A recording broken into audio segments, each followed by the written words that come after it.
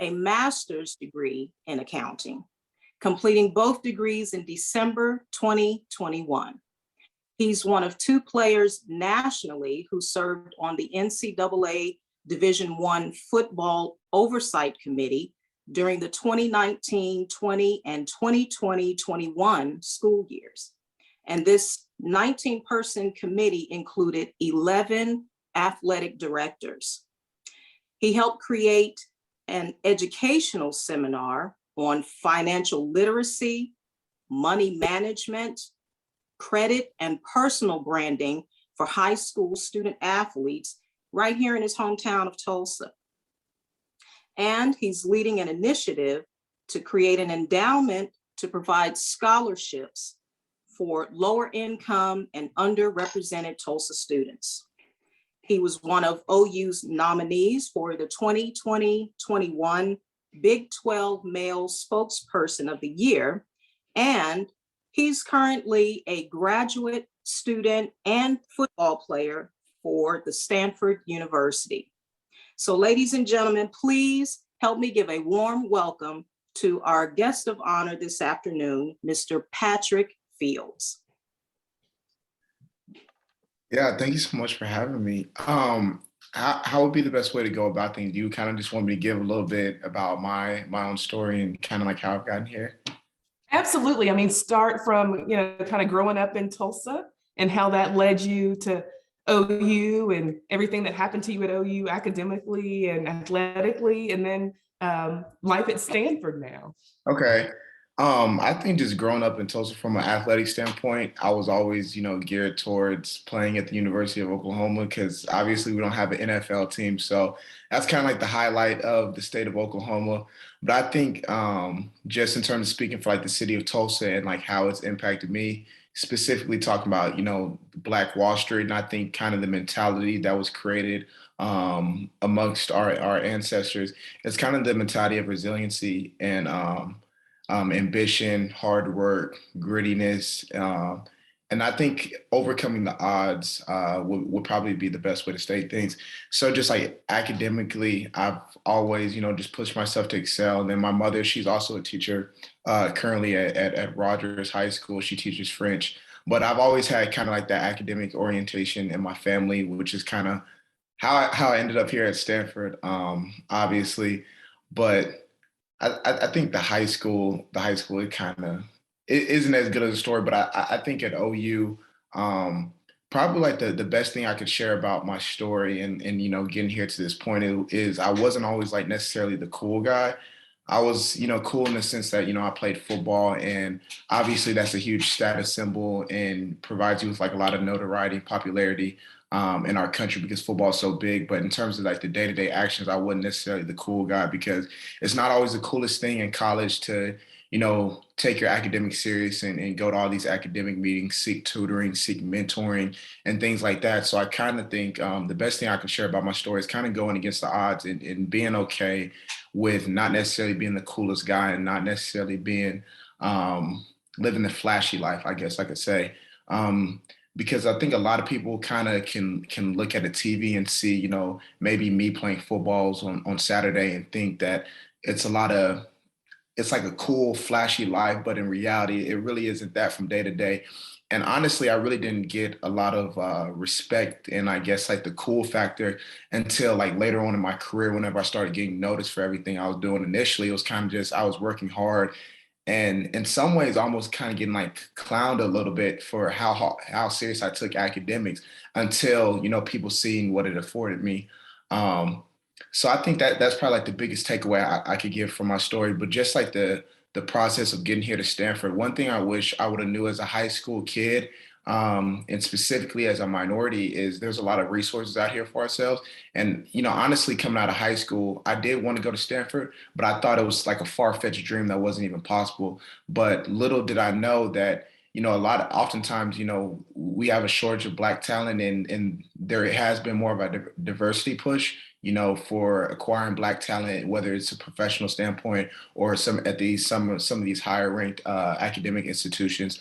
So I think, seeking out the help of the admissions people here at Stanford and going and tuning into some of the admission sessions and what they look for in applicants, stuff like that, afforded me well because I was able to learn what specifically they're looking for. And then with just writing my essays, kind of like tailoring it to what they want to see out of their students. So I wish, if anything, more African Americans, they kind of tuned into things like that because I think there are a lot of opportunities with us, and we kind of have to get over ourselves because the biggest thing for me is kind of like battling the inadequacy side of things because we don't necessarily see a lot of Black representation on TV of successful Black entrepreneurs, professionals, and things like that. We're starting to see it more, but not necessarily as much as we should. So it kind of like makes us think that some of these things are far-fetched when in reality they're not.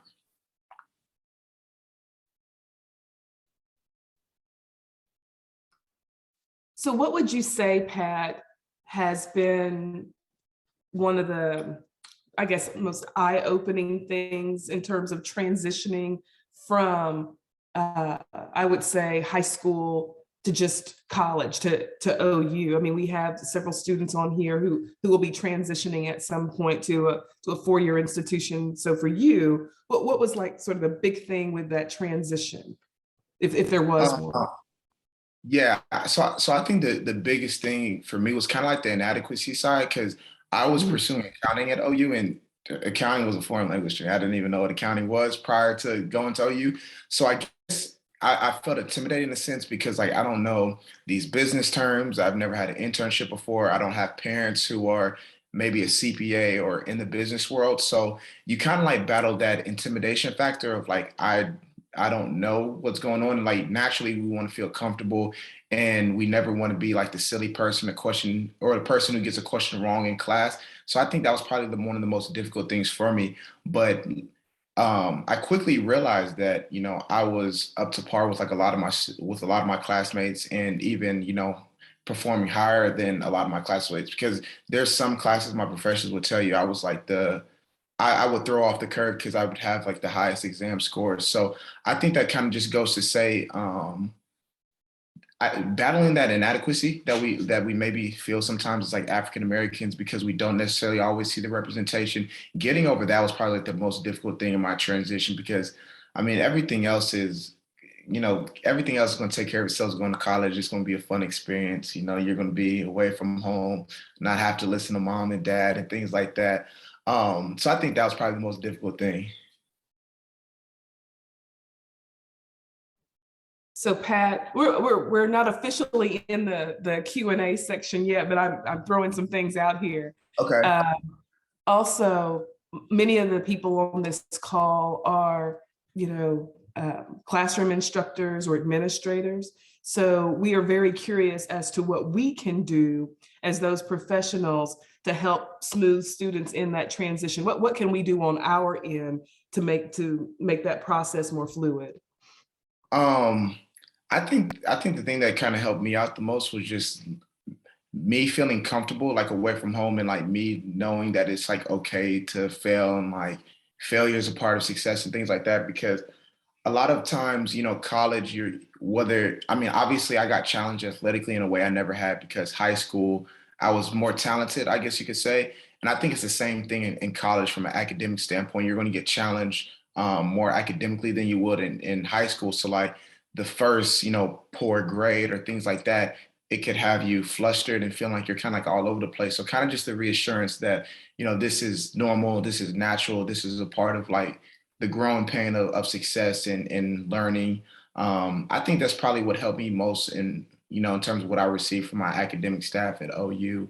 And then just like, being like a resource and having genuine relationships. I feel like it's one, because like a lot of times, people may say like, hey, if you need anything, just reach out. But like people need to feel like they can actually reach out to you because they have that relationship.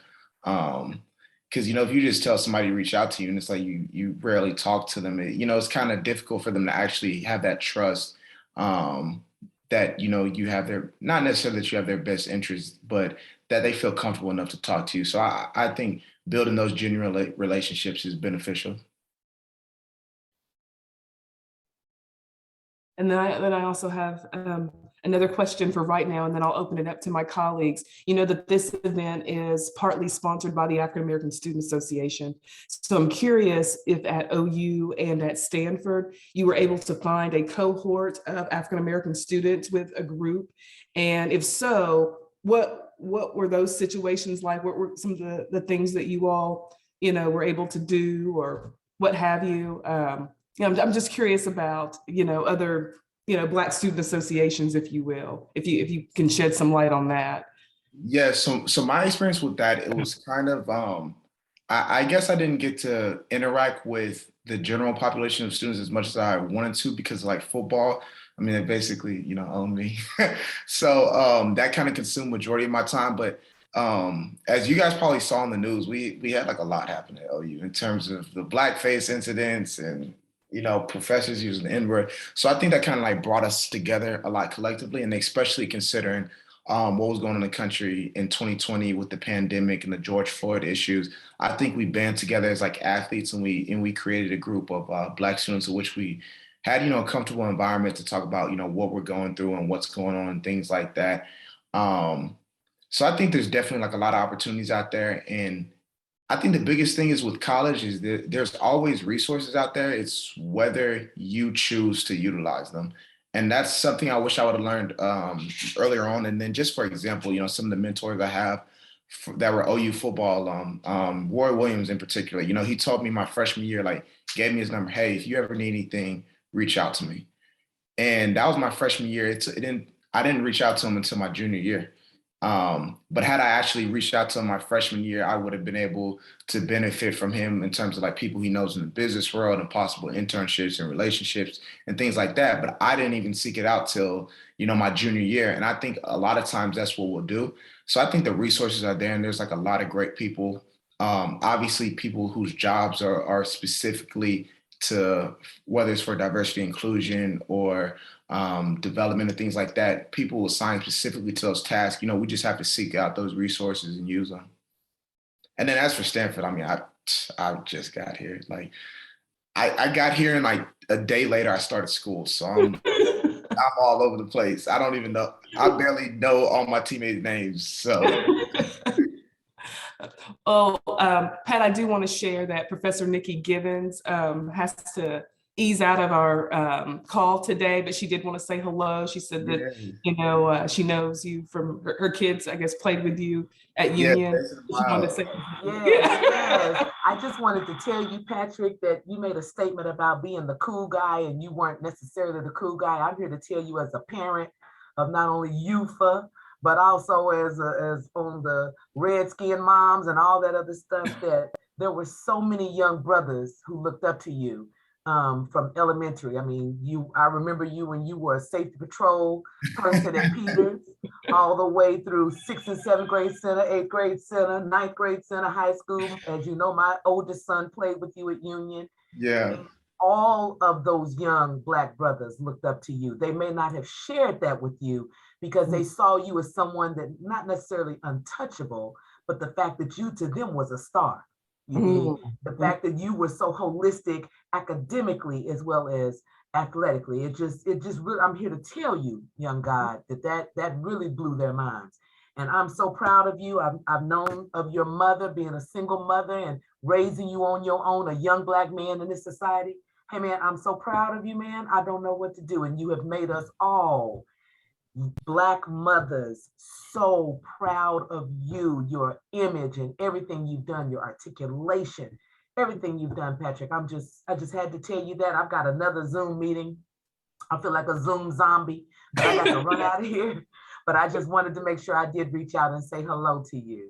Yes, ma'am. Thank you so much. It's so good seeing you, because I remember exactly what you're talking about, safety patrol and yeah. Pat, thank you. Pat, we do have another question in the chat that I'll read. How would you encourage your peers to embrace the idea of it being okay to fail? What advice would you give to learn from that failure?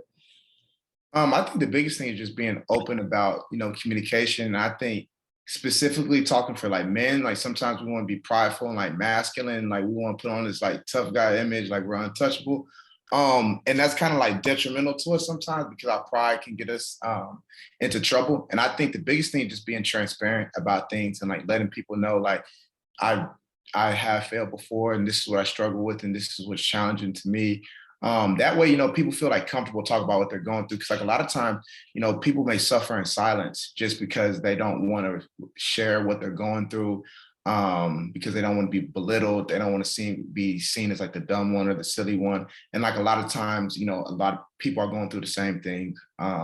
So I think just that transparency, and then I think having the courage to talk about like what you're going through and like what you're struggling as well. Like we have to be open with each other and sharing our testimonies and sharing our stories because I think specifically for Black people, we're underrepresented in a lot of different factors and numbers, and because of that, we have to kind of band together and help each other out and have that collectivism. And then what I'm working on specifically from a community standpoint is how can we get back to that Black Wall Street mentality in Tulsa. And I think two of the biggest things that helped us flourish years ago was like the collectivism in terms of everything being like family oriented and Black people investing into other Black people, whether it's through the dollar amount or through the development of each other.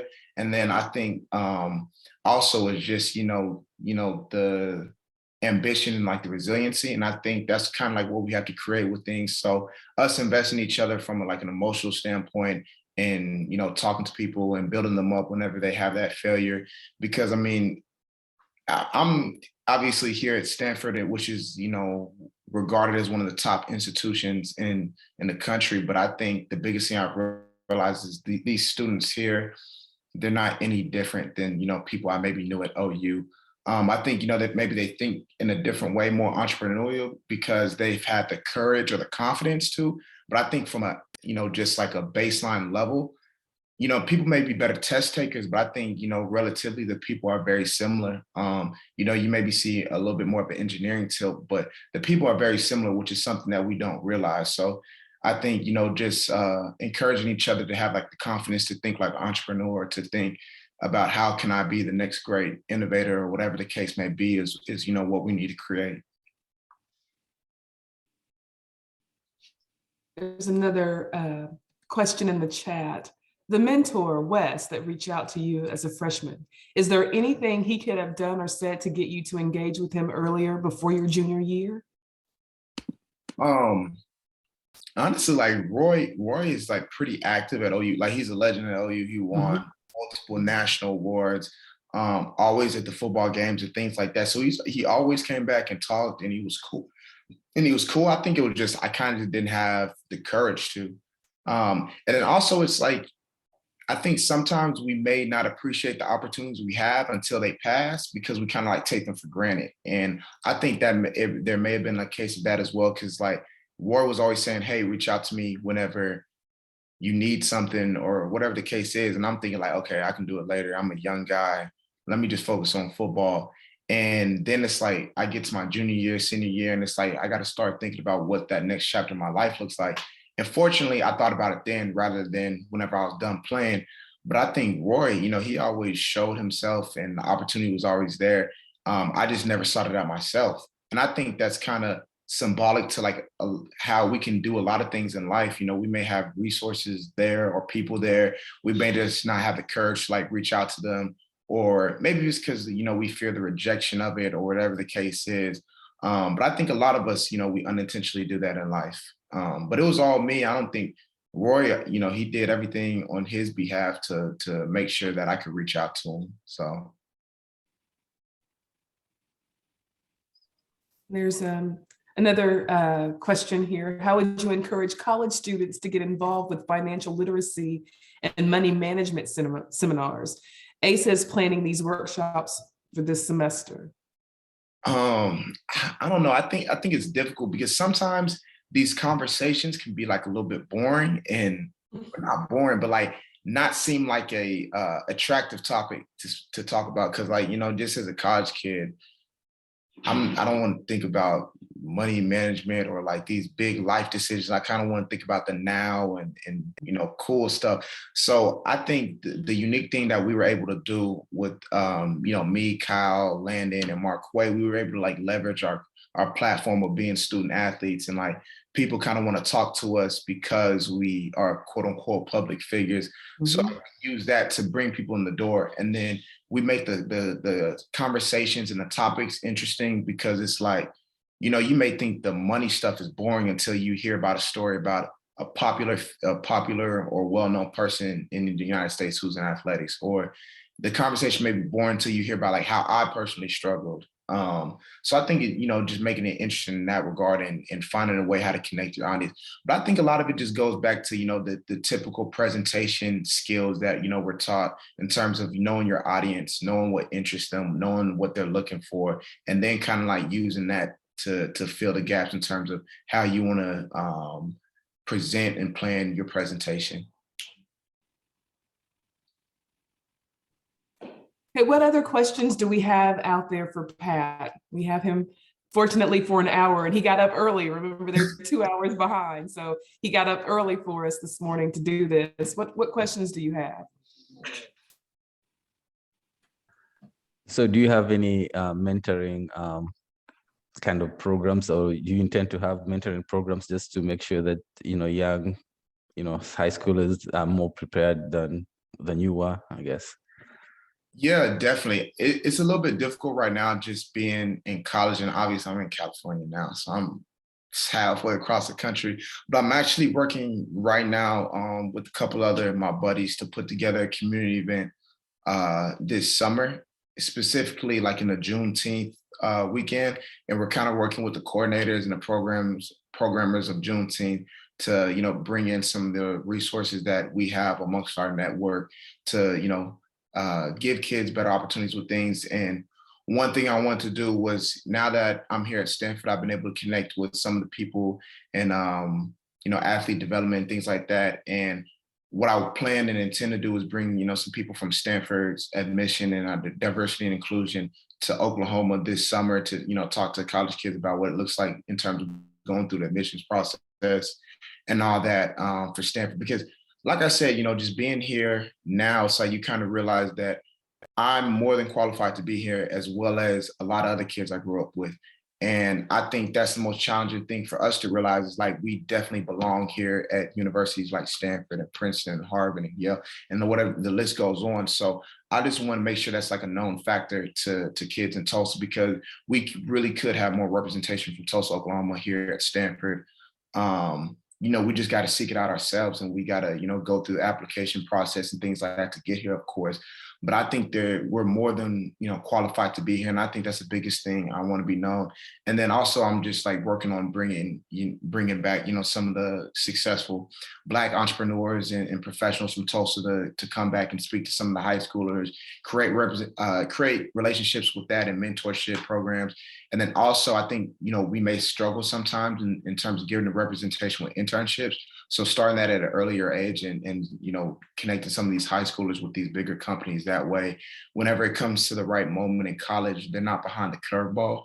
Because I think, you know, one thing I realized at OU is some kids, they came in with the internship secured after their freshman year or sophomore year because their parents may have known somebody who knows somebody. And I don't think we necessarily have that as much in the Black community. So just making that more accessible.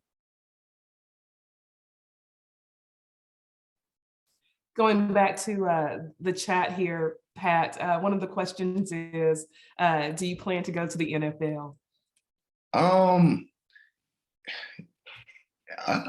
Yeah, I don't know. We'll see. I think my ambition for it isn't the same as it was when I was younger, just because I realized I'm going to make more money as a professional than I am as an NFL player. And I think before, it was like I wanted to go to the NFL because like I thought that's what I need to do to make this amount of money to live this lifestyle. And I quickly realized that I that's not the case at all. So I guess the ambition and like me feeling like I have to sell out for it, I don't feel that anymore. Like I feel like I have options in life. I have like multiple opportunities that will position myself at 30 years old. I'll be making whatever amount of money I'm making in the NFL, I'll be able to make that as a professional. But the difference is that money's for the rest of my life, as opposed to the NFL. You know, you blow a knee, it's over with, or you get traded, you gotta up and leave, you gotta break a lease, you have to go through all these different things. So, and then I don't know, I've accomplished a lot so far in football. I've won a couple of championships at OU, so I don't know. We'll see, you know, how it goes. Okay. And this is from Dr. Dickens here in the chat. What do you wish someone had told you at the beginning of your junior or senior year of high school to help you be better prepared for college? What would you like to have had, as advice for your first year of college? And then he also asked, if you can think about this too, what can men of color do to best support one another in college?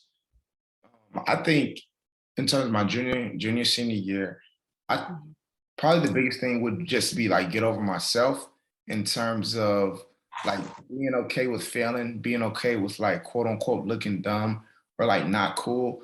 And speaking about that from like an academic standpoint, I think sometimes in class, like you may have a question and then you don't ask a question because you don't want to look dumb, because you don't know if like, am I the only one struggling with this, or is so you don't want to be the one to ask the question, like when in reality, you know, teachers are there to help you learn. You know, I mean, that's their job. So getting over myself in that regard and having the courage to like ask questions and being okay with being confused or with failing and things like that, that would probably be the biggest thing. And then in terms of freshman year advice, I think just networking, that's probably what I've realized is the biggest thing and the most important, not the most important thing in life, but obviously, especially going to a school like Stanford now, you realize how powerful a network is, because a network can get your foot in the door. Now you have to survive whenever you get there, of course, but like networking a lot of time gets your foot in the door, and people get opportunities because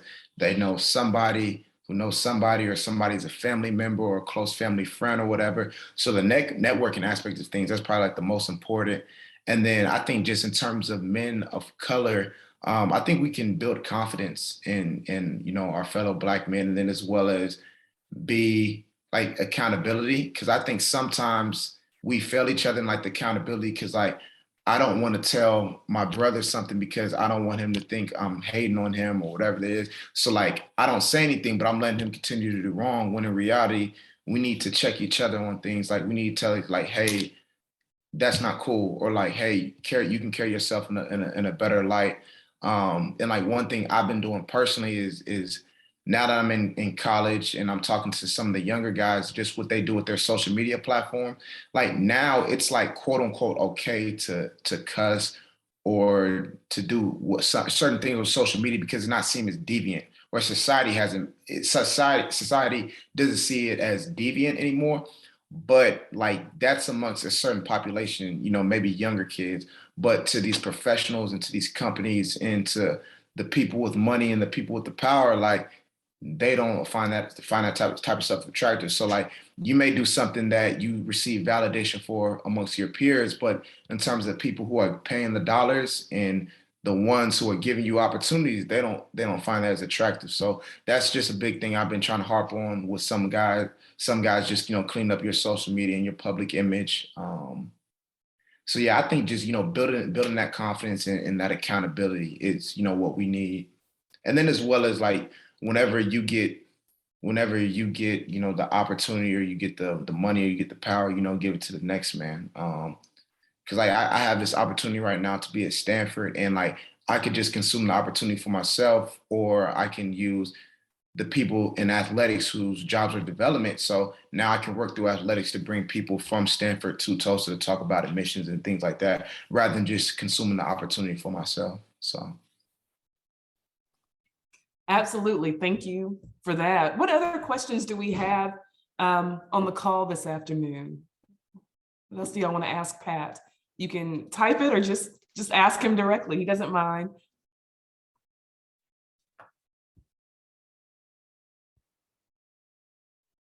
I'm certain that we have some Sooner fans on here. So does anybody have any any football questions? There's a A lot that took place recently. A lot that's still taking place, right? So, Right. so any questions? Hi, Pat. Do you happen to know Isaiah Thomas? Yeah. From Memorial, he played D-line. Yeah, Yeah. he's my baby. Well, he doesn't think that, but I think that. I just wondered if you knew him. Yeah. Me and Isaiah were boys. He performed really well in the Senior Bowl this previous weekend. So we need these NFL GMs to give us a big money. Has he said what he wants to do, what he'd love to do? Um, I haven't talked to him in a year, probably. yeah, no, he had, because like a lot of times whenever guys go into that draft process, they're just, they're not thinking about Anything. other stuff. But I think, he's going to do really well in the NFL. And he positioned himself to do really well. He had back-to-back all-conference years. He was a captain this year. All the coaches are going to speak highly about him. High motor guy. He played a lot of positions on the D line. So I think he set himself up really well, for his NFL opportunity. I think he'll for sure get drafted. Yeah, it makes my heart feel good to hear you speak so highly of him. I'm sure he would you as well. Yeah. And he's a great kid. To me, he's still a kid. I know he's a young man, but he's still a kid to me. Thank you, Pat. Oh yeah, don't call him a kid. He thinks he's grown now. I know. Don't tell him I said that. He is a good guy. No, yeah, he is. He always I think every single Friday he went to one of the elementary schools in the Norman area, and he just went and played with the kids at recess. It was either every Friday or every Wednesday, something like that. But I think that kind of just like shows you his heart. And then every single time he goes back to Tulsa, he'll go to Salvation Army, not Salvation Army. He'll go to like the Boys and Girls Club and play with the kids and do all that. So I think that just shows his heart and like what type of person he is. Mhm. Yeah, and the things that you're saying about him shows what kind of person you are too. Yeah, Yeah. Thank you, Pat. no problem. Pat, we do have another question in the chat. Okay. What do you think of the new Union mascot, the Red Hawks? Man, I mean,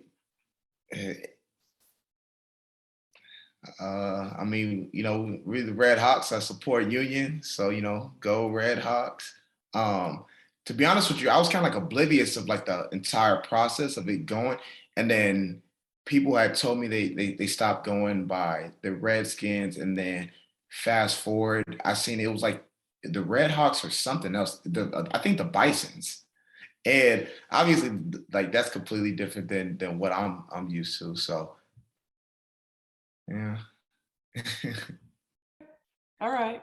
But I am glad that they sought out the feelings of the Native American community in terms of how the Reds going by Redskin can be disrespectful to them, and I'm glad they took the initiative to change that, and then make the Native American community feel comfortable, and then as well as like making a statement that that's not okay if that's disrespectful to a different ethnic group. So I'm glad they took the initiative to do that and handle that. Pat, we have another question in the chat from my colleague, Thisha Ziegler. How do you keep your motivation when situations and circumstances start to weigh heavy on you? Gee, I don't know. I think there's been like a lot of influential people, such as music artists specifically, and maybe like motivational speakers who kind of just give you like a different perspective on life and a way to view things differently, to help you get through things. And then I think specifically for being here at Stanford, it's kind of like thinking beyond myself and thinking for like the impact that I can make on others. Cause like obviously I recognize that I have a platform and people kind of look up to me. So it kind of motivates me to excel higher here because like I know if I can excel here, it's going to show other kids that they can do it, and specifically younger Black kids that they can do it. So just always thinking like beyond myself, I think has been a big motivator, and looking to, you know, maybe my community or my family for my why. And then I think just, you know, there's been, you know, some music artists I've grown to be fans of, such as like Nipsey Hussle, and kind of like what he represents. And I think a lot of his music is like motivational in terms of like what I want to do and the impact that I want to do. So it kind of like helps me think in that way. And then just thinking of life as like a marathon, and marathon is broken down into many, you know, many different sprints within the marathon. The marathon is 26 miles. So you have 1 mile at a time, and kind of just like dumbing things down. So, you know, for example, if I got a hard midterm and the midterm is 2 weeks away, how can we dumb this down? Like, I got to attack this for this day, and just, you know, just lay my foundation brick by brick and go like that. Because I think whenever we think of things like in a grand scheme, it can feel overwhelming, but whenever you break it down and kind of dumb it down, you know, it makes it a lot more, I guess, digestible for you to handle and attack. I had a question about the student, sorry, No. student endorsements. Has that affected you? What do you think about the students now who can get, you know, who can get paid to play in college? Oh, it's like the NIL deals. Yes, yes, yes. So personally, I think it's kind of corrupted the integrity of college football in a sense, because I think it kind of like breeds the individualism, I guess you could say.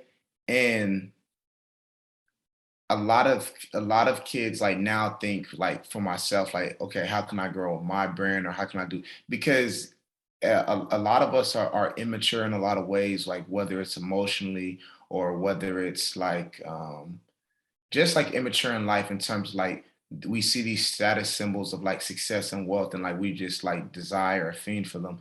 So like a lot of it just breeds like the individualism and how people can best benefit themselves. So I think it's kind of corrupted the integrity of college football, and like now you see a lot more kids transferring and a lot more guys in the transfer portal and people. And I think the transfer portal kind of like what it's created, as well as like I can deflect my issues onto somebody else, and I can go somewhere else, and like I never fix myself. So like a lot of time, and if you look at the success rate of guys that transfer and have a successful career, is very low. So a lot of times people deflect their issues onto something else, and they leave and get to another school, and then they keep on just trying to find other people to blame rather than fixing themselves, if that makes sense. Because I've been in college football. Like, if you're the best guy, you're gonna play. Like, it's never a case where like because in this game, everything is based on production and efficiency. Like, you can't you know, not play the best guy. So I think that's kind of created. And then do you have another question after that that I missed? Okay. No, that was it. Thank you. Yeah. I think Tanya has a question.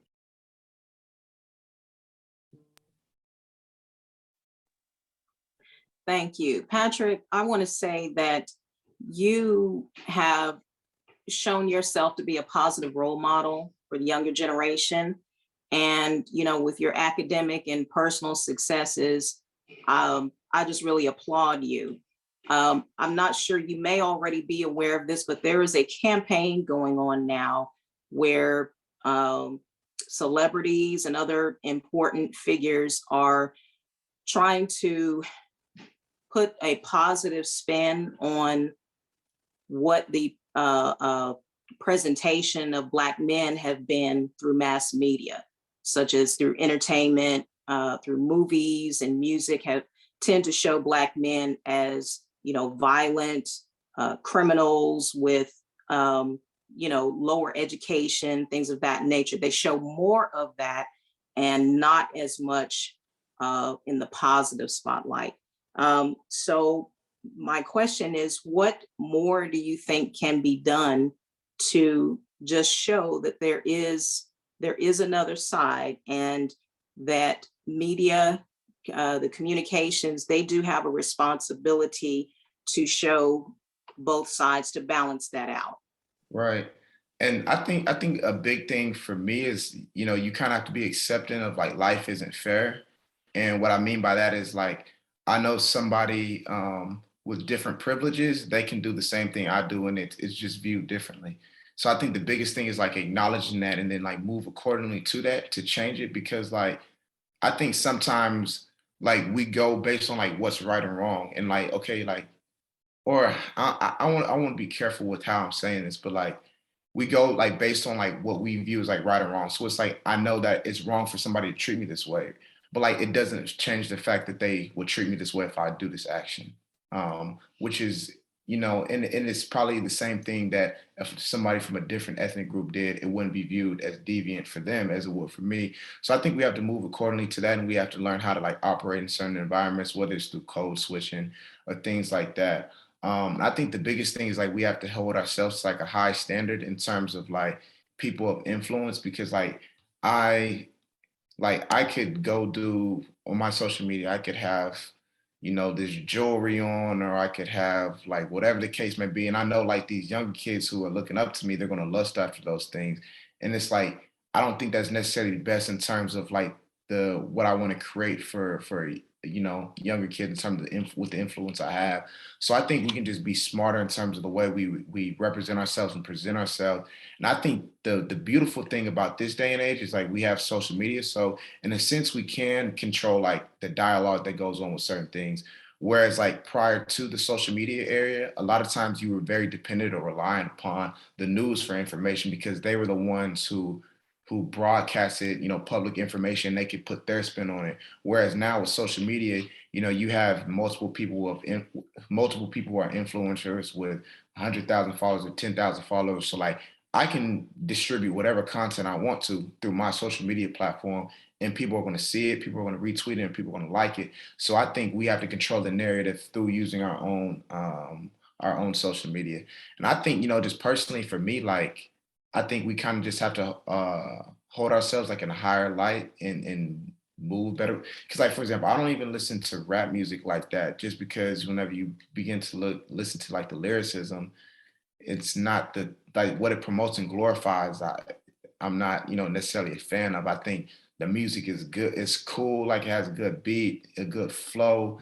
But you have to be really important and intentional with like what you consume with your ears and what you consume with your eyes, because you may just find yourself singing the lyrics to a song, and it's like you're not even you're unintentionally doing it, but you realize like these lyrics are not good at all, and they're glorifying the wrong thing. So I think just being more intentional with like how we do things. And I think it's just difficult because like a lot of times, especially in like entertainment, is what I realized you have to fight to stay relevant, because entertainment is entirely based on like relevancy. And I know that of course through playing football. So like what you find is, people doing outlandish things to stay relevant. And then it's like now you're using your social media platform, you're fighting for this relevancy. So you're doing things that compromise yourself like morally or ethically, and it's all in pursuit of like a dollar and all pursuit of money. So it's like, yeah, you got, the money in the end, but you compromise your morals and your ethics. And you not only did that, but your platform also corrupted it for people who are listening to you, if you're a music artist, or watching you if you're an actor, or whatever the case is. So I think we just have to be very intentional with what we do. And we have to, be driven by genuineness and love rather than, money and quote unquote success. So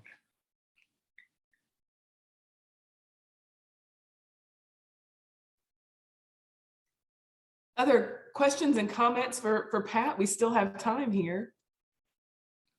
yeah, I'm open about anything. We can talk football, we can talk life, anything. Who's going to win the Super Bowl? I'm going for LA. I'm going for LA because I like the Bengals more in terms of his younger guys. It's more of an underdog, but I think LA just has way more firepower.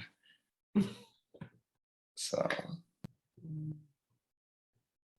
Well, Pat, I can say that I really do appreciate that you understand the responsibility of your celebrity that you have. I don't think that many people do when they reach your level, realize, how many people are watching and reading, you know, everything that you do, but you realize that, you know, that there are a lot of young people, not only there, but here, who are watching Pat Fields and who are, you know, waiting for the next tweet, waiting for the next post, to see what you're up to. So, you know, as a mom, I just really appreciate that you embrace that. I mean, I also like that, it sounds like, you know, you plan to come back to Tulsa one day, you know, and I mean, and I just love that, because we all know that, you know, people oftentimes when they reach a certain level, they don't come back. you know, they get, you know, what they want, and then they don't come back and contribute. So I appreciate that you're going to use what you've learned at OU and at Stanford and bring that back to our community, and it will be well received and appreciated. Know that. Definitely. And I think just for a lot of people who, I guess, ascend to maybe like a public figure, you just have to battle like the egoism that Mhm. goes into things every single day, because everybody's going to tell you you're perfect until you're not. You know what I mean? And then everything you do is like multiplied by 100. So like the success I have, like just playing at OU, you know, if you make one big football play, like the magnitude of it is multiplied by 100, but then you make one error and then that's multiplied by 100 as well. So like you kind of just have to battle the ego that goes into things, because like a lot of people they ride the wave whenever things are going well, and then like when one thing goes bad and then everything is like falling down on you, it can almost be detrimental to people. So I think that's kind of like the thing that people have to battle the most. But I've been, you know, I enjoy, you know, my relationship with Gentry and you know some of the other guys, and just talking to them about those things, so they don't got to make, you know, the same mistakes that I did. And then, you know, sometimes because we are knuckleheads, we got to make mistakes for our own. But like the good thing is we have each other to tell, you know, how what to do if you do have just so happen to make a mistake, and how to get through things. So I think that's just like the beauty of like the collectivism, and you know us just investing in each other and having these genuine relationships. So Patrick, I have one question for you related to many of the students who we work with. They may not have your above average academic performance, your above average skills, gifts that you bring to the table. They're what we would call the average student who is facing seemingly insurmountable challenges. What would be your encouragement to them when they don't have necessarily a contract, a university searching for them and saying, we want you? We have everyone, or many people saying, we have given up on you. Right. What would be your encouragement to those individuals who just need to hear from someone about not giving up when it doesn't look like you have a chance? Right. So I think one thing that Coach Grinch, he used to be the defense coordinator at OU, just went to USC. One thing he told me that I always stick with me in life is he was talking about Michael Jordan. He was talking about like his mindset and his mentality. And like a lot of people will say Jordan has that mindset or that quote unquote killer mentality because that's Jordan, that's him.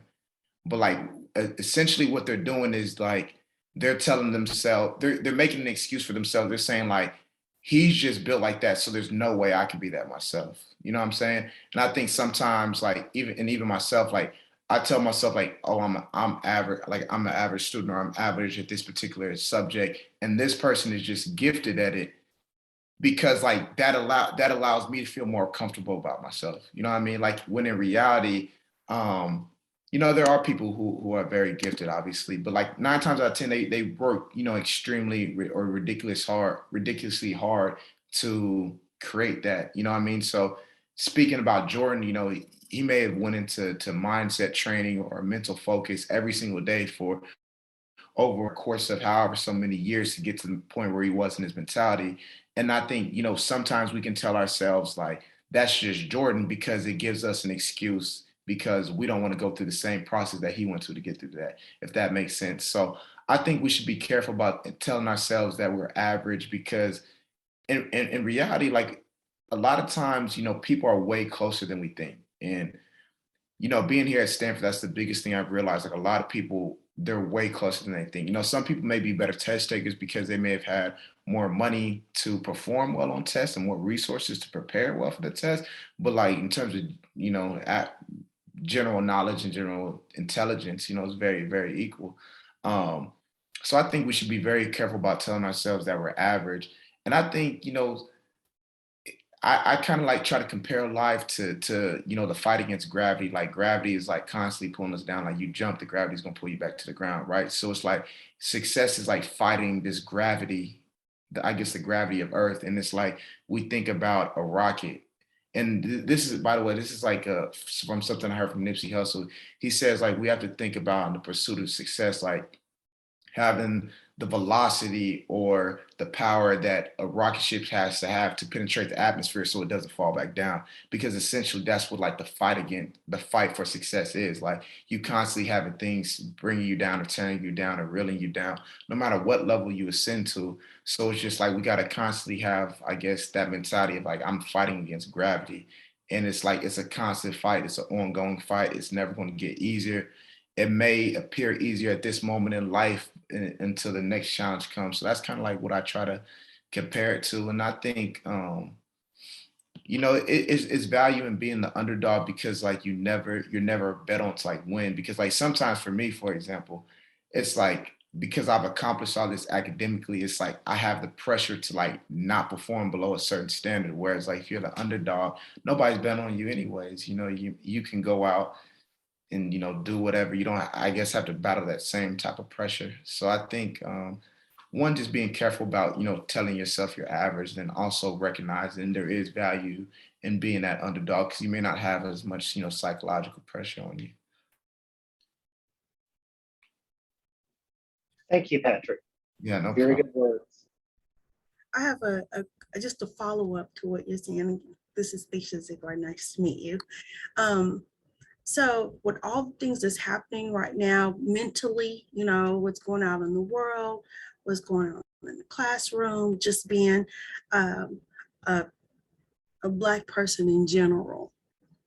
I know now more emphasis on mental health is starting to come into play, and it's starting to reach students or just the general public at an earlier age. How do you feel? And would you recommend and talk to students or fellow family members about mental health? Do you guys have that conversation? Do you welcome that? Definitely. And I think, and I want to be careful with how I say this because I don't want it to be misinterpreted, but I think I definitely recognize it, and there is things that I battle and that I go through. But also, I feel like I strive for like the balance with things because I think sometimes with the mental health, we may like allow it to be a crutch for ourselves in the sense of like things that are like generalized. We may take it as something that's greater than it is. And like I said, I want to be very careful with how I'm saying this because I don't want this to be misinterpreted. But I think sometimes like there is a possibility that sometimes you can use these things as a crutch. So I feel like I strive for like the balance of things, not using it as a means that I guess can hinder me because I'm too reliant. Because and mind you, I'm speaking from like a perspective of like athletics, right? So I think sometimes like in athletics, I should clarify, people may use these things as like an excuse to get them out of stuff. Or I don't know. I want to be like careful with what I say because it can very easily be misinterpreted.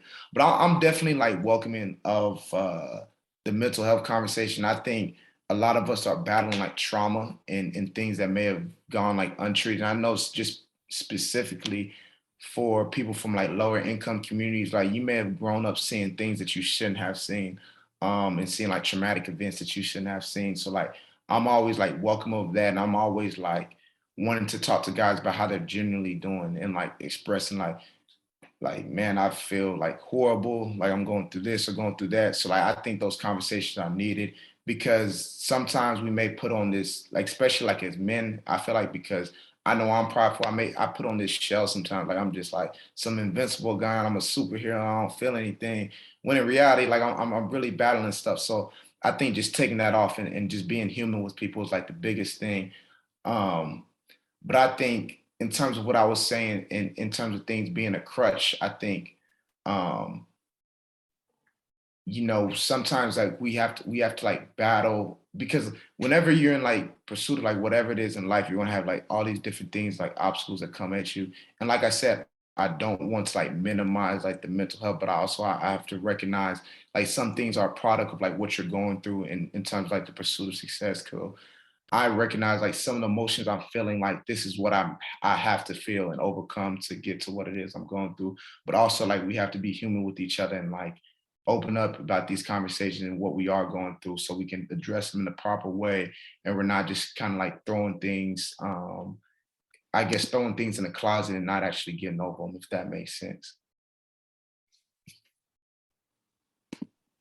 Thank you for that. I appreciate it. I'm a Nipsey Hussle fan myself.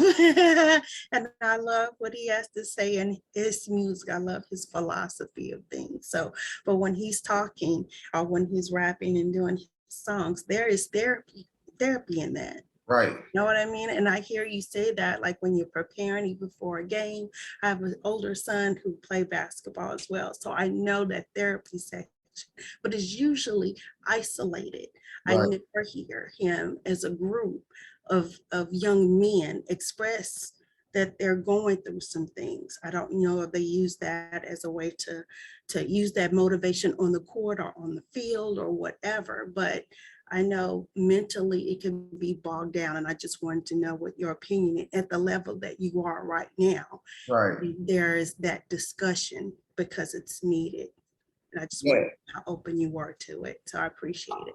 And it's crazy because I think before I probably would have never approached the mental health aspect of things in the way I do if it wasn't for Nipsey Hussle, because like we were kind of taught as kids, especially like as boys, like, be quiet, don't cry. Like, you know what I'm saying?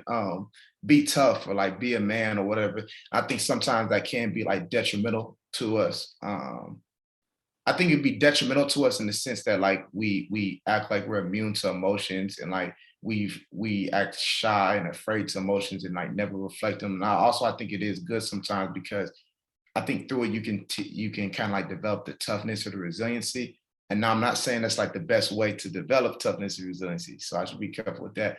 But I think it is detrimental to us. And Nipsey being like a public figure and an artist, and him talking about him being human and him experiencing all these emotions.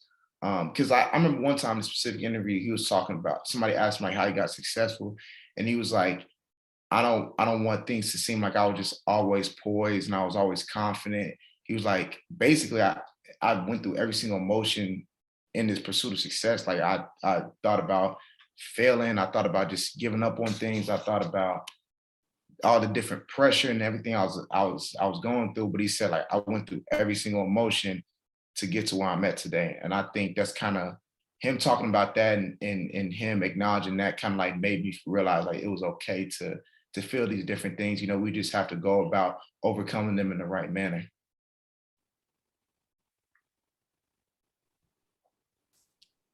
Yeah, Pat, we're going to conclude with actually some words from Dr. Dwayne Dickens. He says that I appreciate that you are intentional in your word choices and how others receive your human experiences. That empathy is rare and appreciated for great leadership. And then we also have Dr. Muse saying, thank you, Patrick, for your words and your work. A lot of stuff coming in now, you can see this. All the best during your time at Stanford and beyond.